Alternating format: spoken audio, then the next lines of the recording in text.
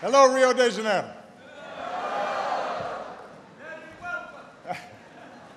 Alô, cidade maravilhosa.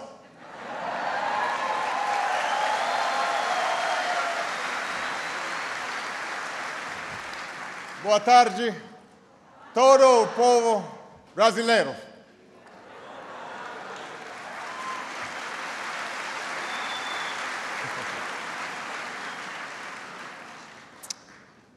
Since the moment we arrived, the people of this nation have graciously shown my family the warmth and generosity of the Brazilian spirit. Obrigado. Thank you.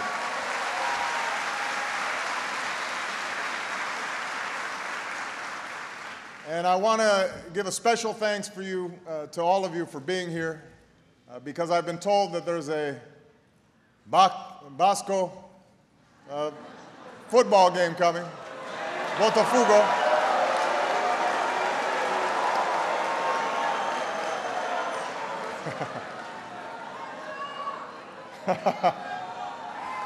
So I know that Botafogo. I realize Brazilians don't give up their soccer very easily. Now, one of my earliest impressions of Brazil was a movie I saw with my mother as a very young child, a movie called Black Orpheus. And it was set in the favelas of Rio during Carnival. And my mother loved that movie, with its singing and dancing against the backdrop of the beautiful green hills. And it first premiered as a play right here in Teatro Municipal. That's my understanding. And my mother is gone now, but she would have never imagined that her son's first trip to Brazil would be as President of the United States. She would have never imagined that.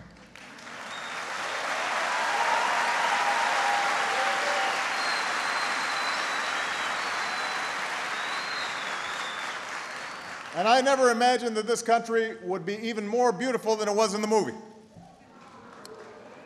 You are, as Zorze Benzor sang, a tropical country blessed by God and beautiful by nature.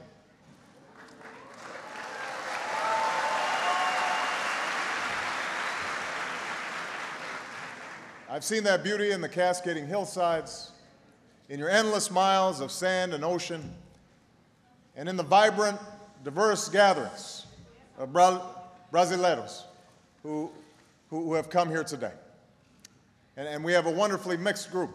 We have Cariocas and Paulistas, Baianas, Mineiros,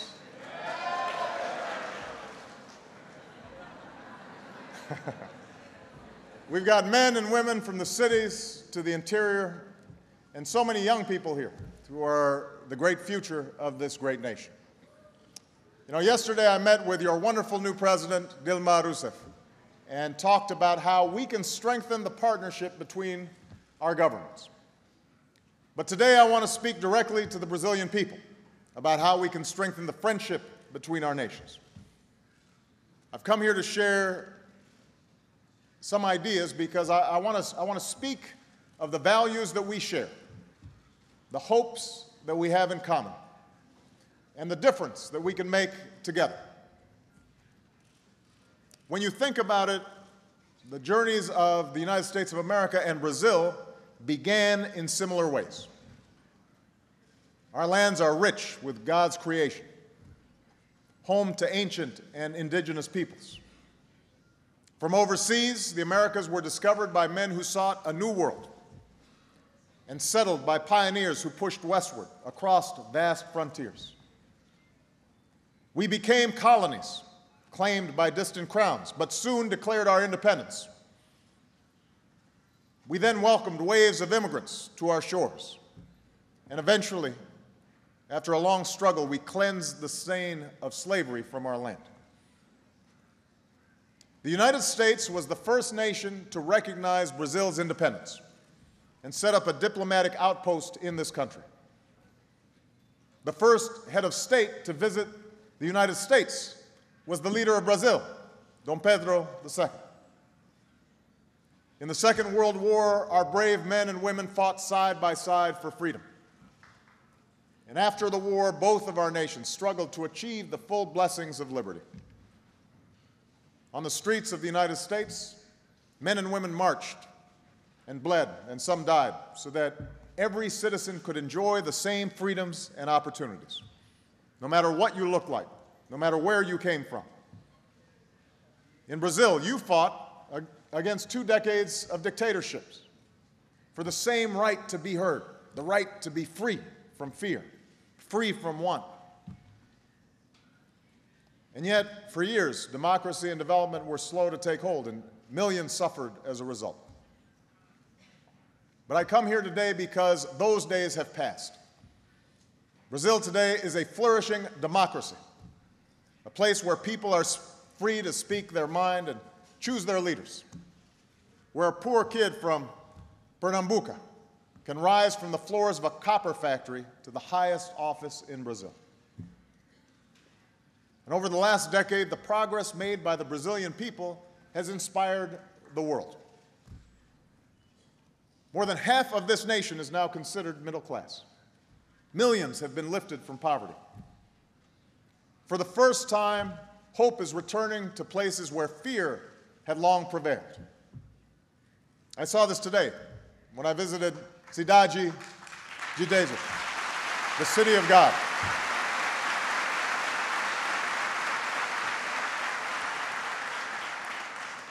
It isn't just the new security efforts and social programs, and I want to congratulate the mayor and the governor for the excellent work that they're doing. But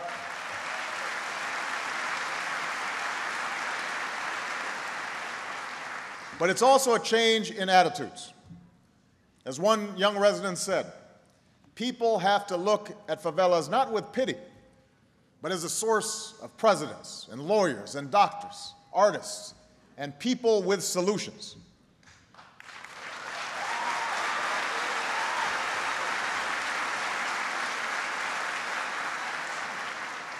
With each passing day, Brazil is a country with more solutions. In the global community, you've gone from relying on the help of other nations to now helping fight poverty and disease wherever they exist. You play an important role in the global institutions that protect our common security and promote our common prosperity. And you will welcome the world to your shores when the World Cup and the Olympic Games come to Rio de Janeiro.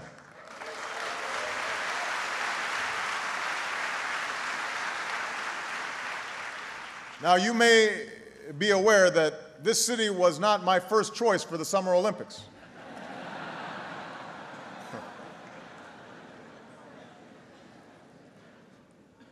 But if the games could not be held in Chicago, then there's no place I'd rather see them than right here in Rio.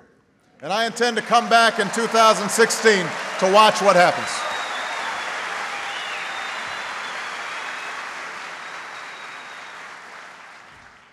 For so long, Brazil was a nation brimming with potential but held back by politics, both at home and abroad. For so long, you were called a country of the future, told to wait for a better day that was always just around the corner. Meus amigos, that day has finally come. And this is a country of the future no more. The people of Brazil should know that the future has arrived. It is here now, and it's time to seize it.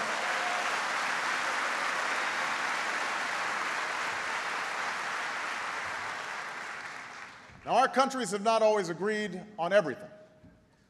And just like many nations, we're going to have our differences of opinion going forward. But I'm here to tell you that the American people don't just recognize Brazil's success, we root for Brazil's success. As you confront the many challenges you still face at home as well as abroad, let us stand together. Not as senior and junior partners, but as equal partners. Joined in a spirit of mutual interest and mutual respect, committed to the progress that I know that we can make together. I'm confident we can do it. Together we can advance our common prosperity.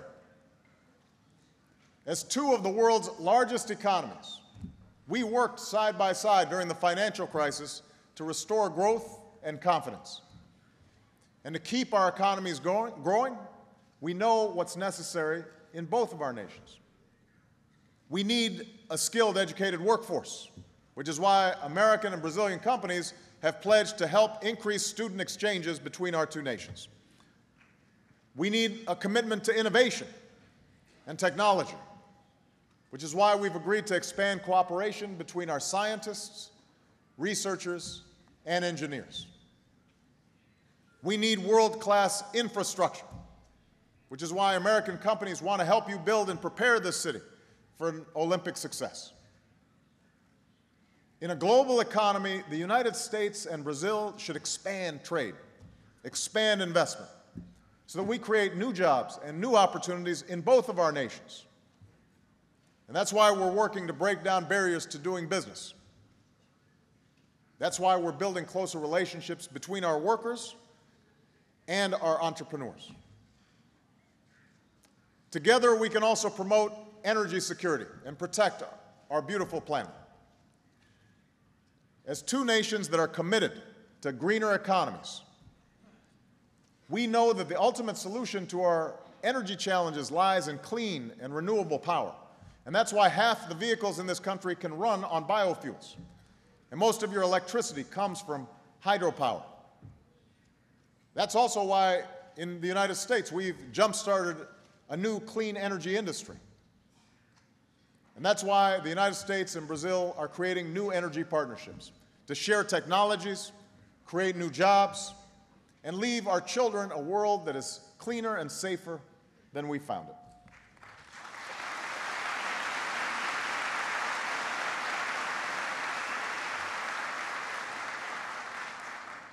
Together, our two nations can also help defend our citizens' security.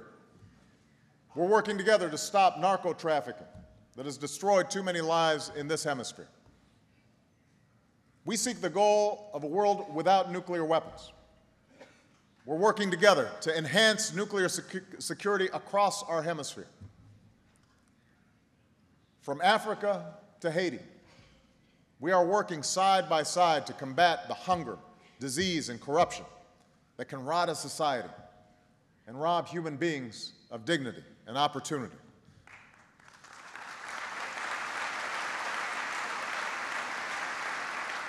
And as two countries that have been greatly enriched by our African heritage, it's absolutely vital that we are working with the continent of Africa to help lift it up. That is something that we should be committed to doing together.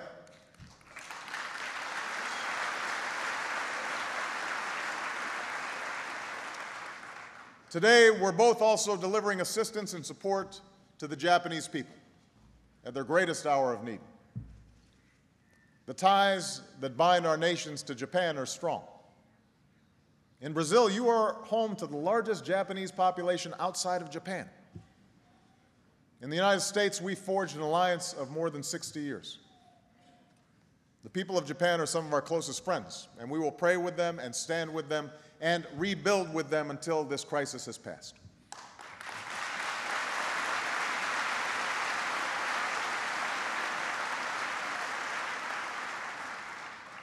In these and other efforts to promote peace and prosperity throughout the world, the United States and Brazil are partners, not just because we share history, not just because we're in the same hemisphere, not just because we share ties of commerce and culture, but also because we share certain enduring values and ideals. We both believe in the power and promise of democracy. We believe that no other form of government is more effective at promoting growth and prosperity that reaches every human being, not just some, but all. And those who argue otherwise, those who argue that democracy stands in the way of economic progress, they must contend with the example of Brazil. The millions in this country who have climbed from poverty into the middle class, they did not do so in a closed economy controlled by the state. You're prospering as a free people with open markets and a government that answers to its citizens.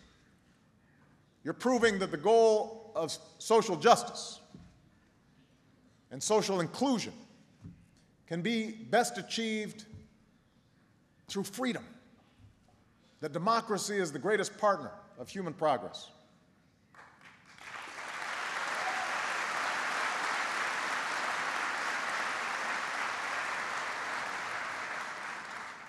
We also believe that in nations as big and diverse as ours, shaped by generations of immigrants from every race and faith and background, democracy offers the best hope that every citizen is treated with dignity and respect, and that we can resolve our differences peacefully, that we find strength in our diversity. We know that experience in the United States. We know how important it is to be able to work together, even when we often disagree.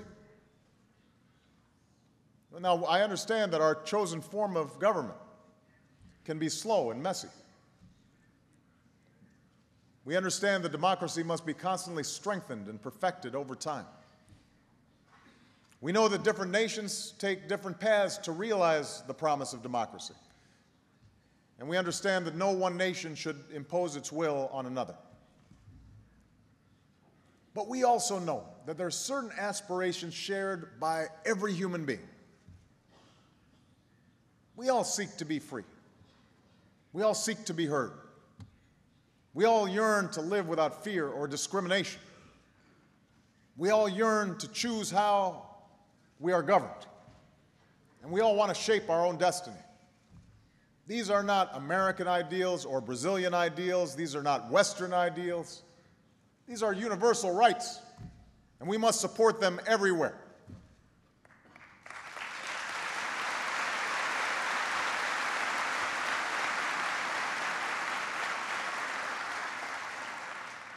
Today, we are seeing the struggle for these rights unfold across the Middle East and North Africa.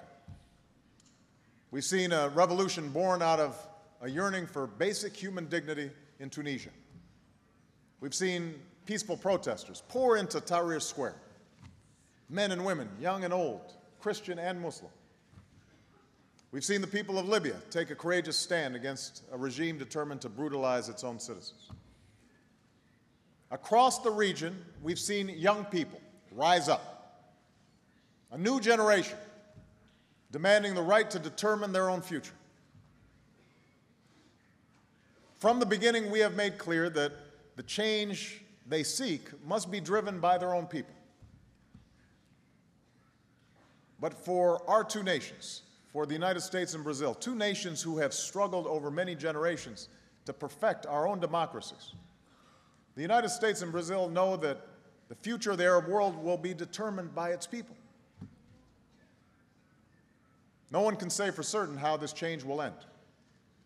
But I do know that change is not something that we should fear. When young people insist that the currents of history are on the move, the burdens of the past can be washed away. When men and women peacefully claim their human rights, our own common humanity is enhanced. Wherever the light of freedom is lit, the world becomes a brighter place. That is the example of Brazil. That is the example of Brazil. Brazil, a country that shows that a dictatorship can become a thriving democracy. Brazil, a country that shows democracy delivers both freedom and opportunity to its people. Brazil, a country that shows how a call for change that starts in the streets can transform a city, transform a country, transform a world. Decades ago, it was directly outside of this theater, in Cinlândia Square, where the call for change was heard in Brazil. Students and artists and political leaders of all stripes would gather with banners that said, "Down with the dictatorship, the people in power." Their democratic aspirations would not be fulfilled until years later. But one of the young Brazilians in that generation's movement would go on to forever change the history of this country. A child of an immigrant, her participation in the movement led to her arrest and her imprisonment, her torture at the hands of her own government. And so she knows what it's like to live without the most basic human rights that so many are fighting for today. But she also knows what it is to persevere. She knows what it is to overcome, because today that woman is your nation's president, Dilma Rousseff.